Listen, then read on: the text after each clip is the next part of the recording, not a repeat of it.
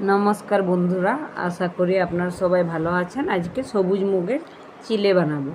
তার জন্য দেখুন, মুগটা আমি ওই 4 ঘন্টার মতন ভিজিয়ে রেখেছিলাম। তার সাথে ওই 3 চামচের মতন চাল ভিজিয়ে রেখেছিলাম।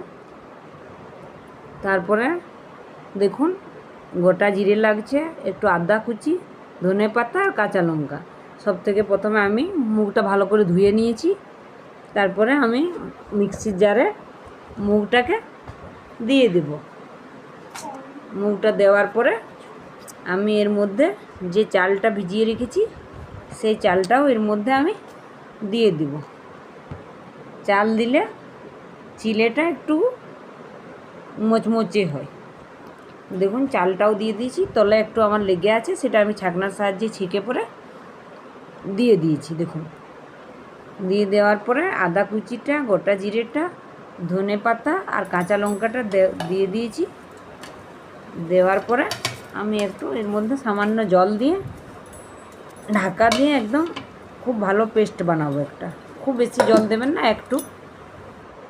দেখুন, বাটা হয়ে গেছে। খুব বেশি পাতলা করবেন না, মুগের চিলাতে খুব বেশি জল দেওয়া যায় না। একটু কম জল দিলে ব্যাটারটা একটু গাঢ় গাঢ় হলে ভালো হয়। দেখুন, এটা ঢেলে নিয়েছি।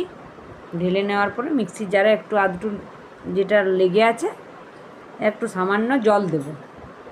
জল দিয়ে ভালো করে ধুয়ে পরে এর মধ্যে দিয়ে দেব। দিয়ে দেওয়ার পরে একটু মিক্স করে নেব। মিক্স করার পরে আমি এটাতে স্বাদ অনুসারে একটু নুন দিয়ে দেব। নুনটা দেওয়ার পরে আবারও একটু মিক্স করে নেব। মিক্স করার পরে আমি এটাকে সামান্য 5 মিনিটের মতন ঢাকা দিয়ে রেখে দেব। আপনারা যদি চাই সঙ্গে সঙ্গে বানাবো তো ঢাকা নাও দিতে পারেন। আমি একটু পরে বানাবো, সেই জন্য আমি একটু ঢাকা দিয়ে এটাকে রেখে দিয়েছি। তারপরে দেখুন, আমি একটা ফ্রাই প্যান নিয়েছি। আমার ব্যাটারটা 5 মিনিটের মতন হয়ে গেছে।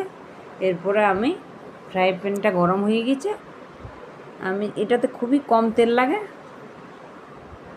হালকা করে তেল ব্রাশটা করে নিয়েছি। এরপরে আমি ব্যাটারটা দিয়ে দেব। ব্যাটারটা দেওয়ার পরে আপনারা চাইলে ডাবুর তো মেলে নিতে পারেন। আমি এটাকে তেজপাতা দিয়ে মিলছি। আমার তেজপাতা দিয়ে বেশি সুবিধা হয়, সেই জন্য আমি চিলা যখনই বানাই আমি তেজপাতা দিয়ে মেলার চেষ্টা করি। আপনারাও দেখবেন একবার করে, খুব ভালো হয় এটাতে। তারপরে দেখুন, এটাকে আমি একটু ঢাকা দিয়ে দিব। ঢাকা দেওয়ার পরে ওই 1 থেকে 2 মিনিটের মতন হতে দেব। এই দেখুন, একটু একটু হয়ে যাবে, তারপরেও ঢাকাটা দেবে। সঙ্গে সঙ্গে দেবেন না, তো চিটিয়ে যেতে পারে। এই দেখুন, ঢাকাটা দিয়ে দিয়েছি। ঢাকাটা দেওয়ার 1 মিনিট পরে তুলে নেব। আঁচটা কিন্তু মিডিয়াম টু হাইয়ে রাখবেন। দেখুন, হয়ে গেছে চিলাটা। এরপরে সাইডটা আমি দেখে নেব, উঠছে না। দেখুন, উঠে যাচ্ছে খুব ভালো করে। এরপরে আমি এর মধ্যে একটু পেঁয়াজ কুচি দিয়ে দেব উপর থেকে। আর একটু আমি পনিরটা গ্রেট করে দিয়ে দেবো। আপনারা যদি চান তো গাজরটাও আপনারা গ্রেট করে দিতে পারেন, কাঁচা লঙ্কাও দিতে পারেন।